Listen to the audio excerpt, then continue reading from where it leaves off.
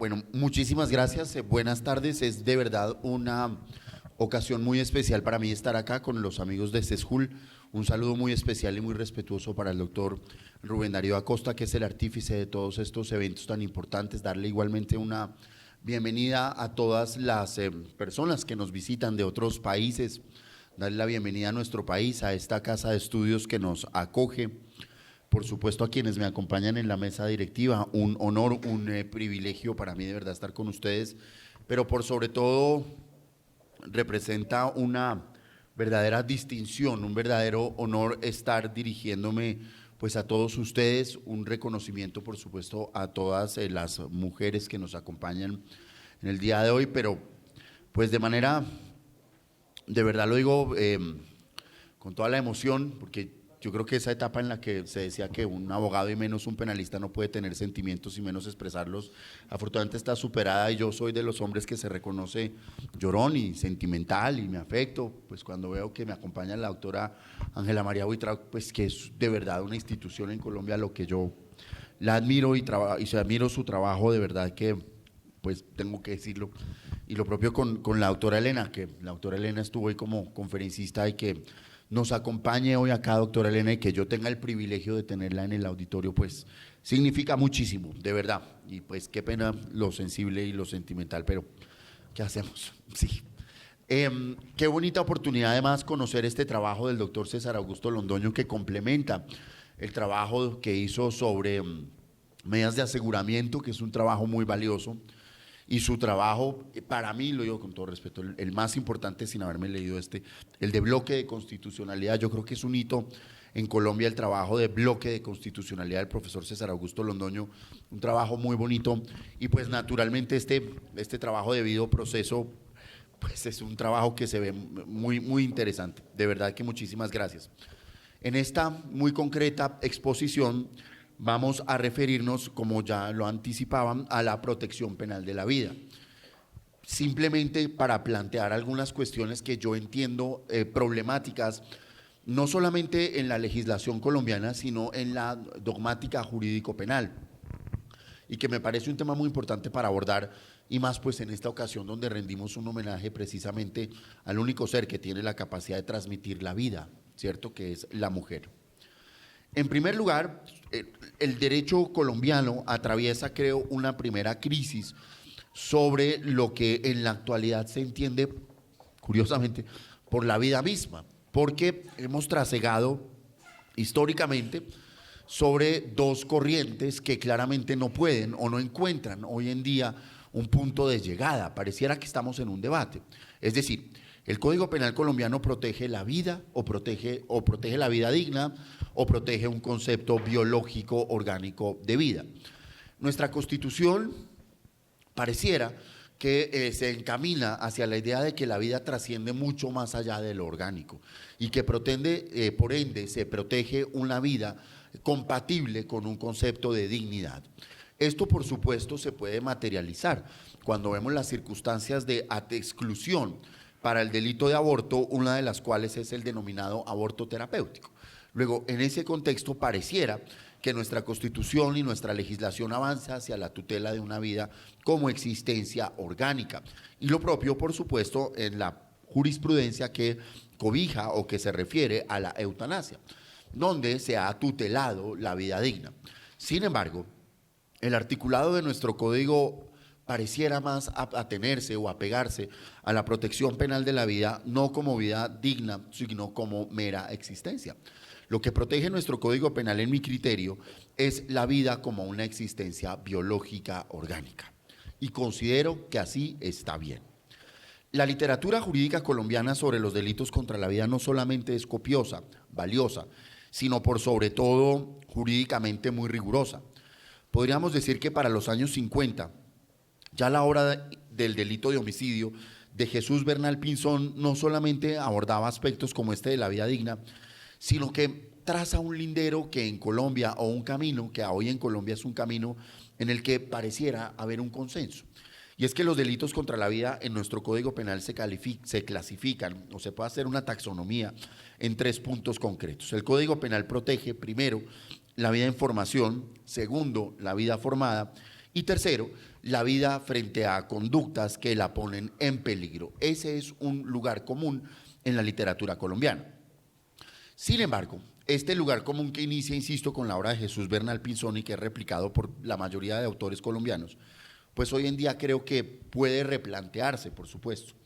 Y es que la idea, primero, de que dentro de los delitos contra la vida encontramos tipologías que pretenden proteger a la vida frente a hechos que la ponen en peligro, tales como la omisión de socorro o las lesiones personales, están, creo yo, abiertas a una nueva discusión. Yo considero que nuestro Código Penal tutela no solamente la vida, sino que de manera autónoma protege también la salud, a través de lo que denomina la integridad personal. Es decir, en nuestro Código Penal se tutela, junto a la existencia orgánica, el que esa persona tenga una vida o una formación en condiciones de bienestar físico, psíquico, emocional y con un entorno que lo rodea. Considero entonces que no es correcto hoy en día hablar de la protección penal de la vida de forma remota a través de las tipologías que la ponen en peligro, sino que es mejor hablar de la salud. En segundo lugar, cuando el Código Penal colombiano tutela la vida en formación, pues han habido avances, porque en la moderna legislación colombiana se tutela no solamente la existencia del que está por nacer, sino también su integridad personal o su salud, porque creamos en el año 2000 los delitos de lesiones al feto en la modalidad dolosa y culposa y mantuvimos el aborto. A pesar de que han habido avances, han habido muy buenas interpretaciones literarias y en nuestra jurisprudencia sobre el aborto, lo primero que tenemos que señalar es que no hay un consenso en la legislación colombiana sobre cuándo comienza la protección penal de la vida en formación. Nuestra Corte Constitucional de forma reiterada ha señalado que la protección penal de la vida comienza a partir del momento de la concepción.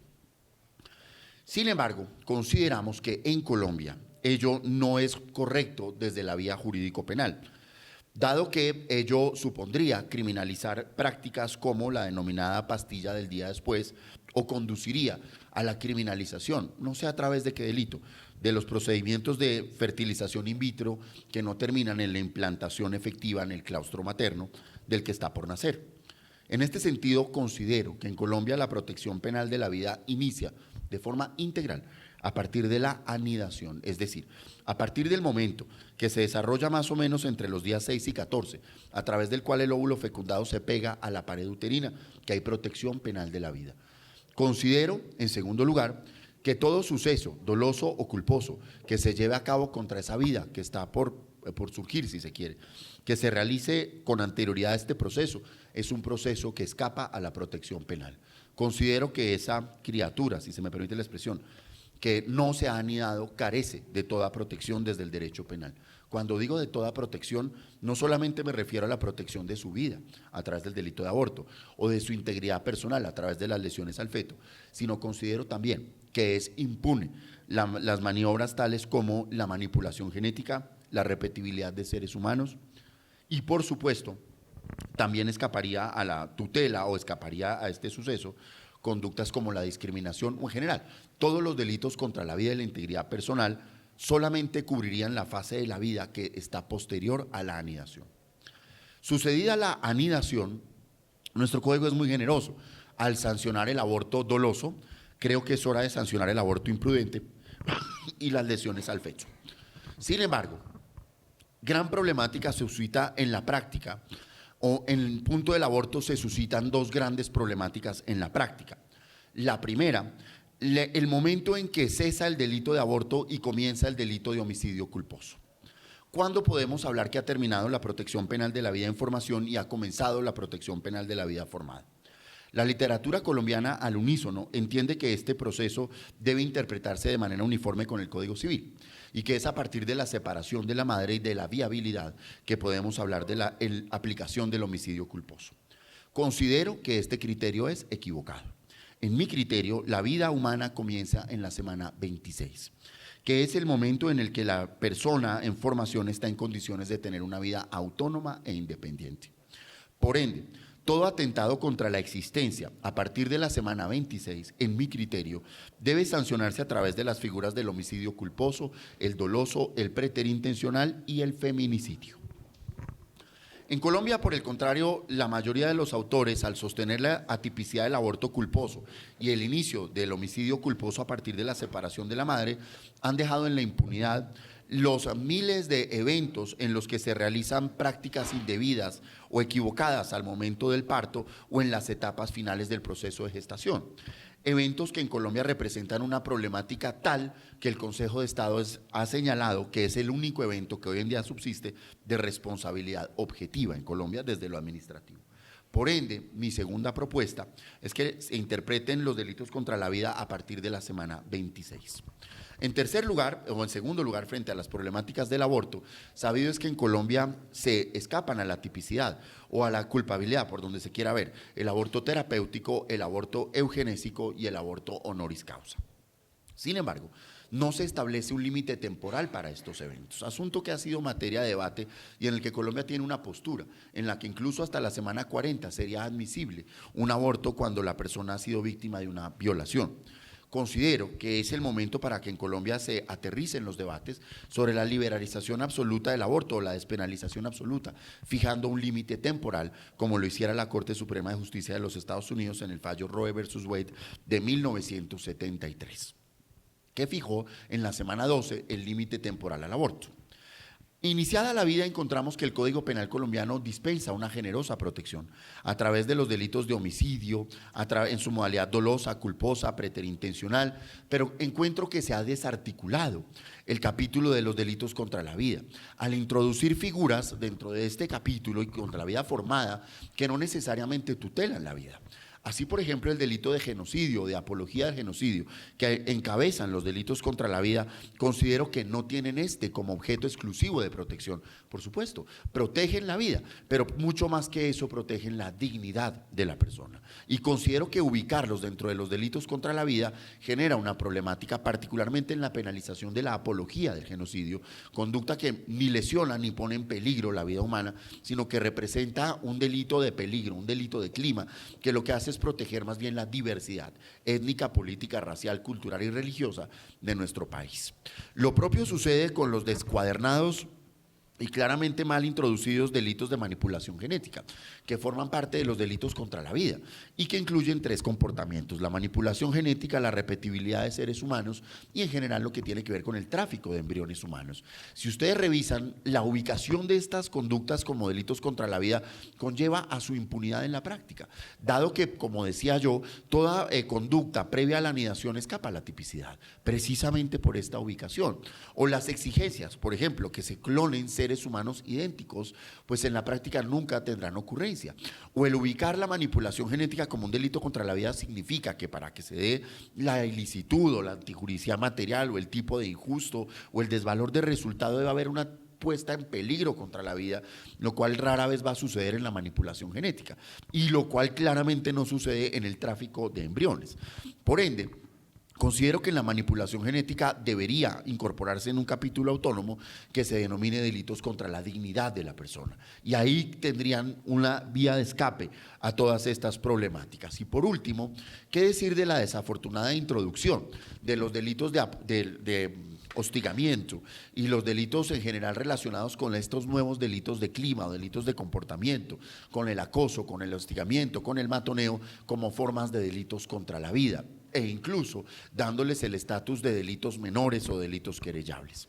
Consideramos que la protección penal del hostigamiento, del matoneo, de la discriminación tampoco tienen lugar, como en nuestro Código Penal, como delitos contra la vida, sino que nuevamente deben ser atentados contra la dignidad de la persona, que se cree un nuevo capítulo donde se van incorporando estas conductas que atentan contra la dignidad humana. Es la única forma viable de sancionarlas. Resulta curioso que nuestro Código Penal señale que la protección penal de la vida termina con el momento de la muerte y que nosotros sigamos atados a criterios biológicos que tienen que ver con la muerte, lo cual por supuesto es válido, y decir que la vida humana termina y que la protección penal de la vida termina con el momento del deceso ha llevado, entre otras, a problemáticas que a mí me parece, y por supuesto no soy quien para resolverlas, que no están claras, y es si en Colombia la vida es un bien jurídico disponible. Es decir, en Envigado un sacerdote decidió contratar a 2 sicarios para que lo mataran. Y los dos sicarios cumplieron con su compromiso y en Colombia se abre el debate de si la vida es disponible. Resulta bien curioso, y es mi tesis, que en Colombia se sostenga que la vida no es disponible cuando se trata de un hecho doloso, deliberado, pero que sí es disponible cuando se trata de delitos culposos, cuando se ha admitido la figura de la autopuesta en peligro. Es decir, si en el delito imprudente se escapa a la tipicidad cuando yo imprudentemente he dispuesto de mi vida, me parece que no hay una razón teórica para o para señalar desde el punto de vista jurídico penal que la vida no es un bien jurídico disponible al punto que se penaliza la inducción al suicidio. Cuando el hecho mismo, el suicidio, no es sancionado, ni el intento de suicidio, y cuando peor aún, se establece que el delito de inducción al suicidio no solo es un delito contra la vida, sino que es un delito querellable. Es decir, el único que puede poner en conocimiento de eso de las autoridades es quien ya falleció. Entonces, hay una incoherencia y yo creo que hay que abrir el debate sobre la posibilidad que tiene cada ser humano de disponer de su vida, como lo tiene respecto de su libertad o de su sexualidad, que el único bien jurídico que es indisponible es la dignidad de las personas. Y creo que abrir el debate surge bastante bien. Superada la muerte o ocurrida la muerte, nuestro Código Penal dispensa todavía una protección penal muy precaria respecto del respeto que hay que tener a la integridad de quien ha fallecido a través de dos delitos: el irrespeto a cadáveres y la compra y venta de órganos, por supuesto. Se ha generado, por último, el debate en Colombia, porque se dice que la protección penal de la vida termina con la muerte y que la muerte es un proceso biológico. Decir la única forma que existe en Colombia de probar el deceso y por ende de estructurar una responsabilidad a través de un dictamen médico legal. Si la muerte puede probarse a través de testimonios, si puede probarse a través de documentos. En buena hora, nuestra jurisprudencia ha avanzado en señalar que la muerte es un hecho que, como cualquier otro, admite cualquier tipo de prueba y que aspectos como la causalidad y demás pueden igualmente acreditarse a través de cualquier medio de prueba. Queda pues abierta la discusión, les agradezco mucho su paciencia, su generosidad y reitero que me siento privilegiado de estar frente a ustedes. Muchísimas gracias.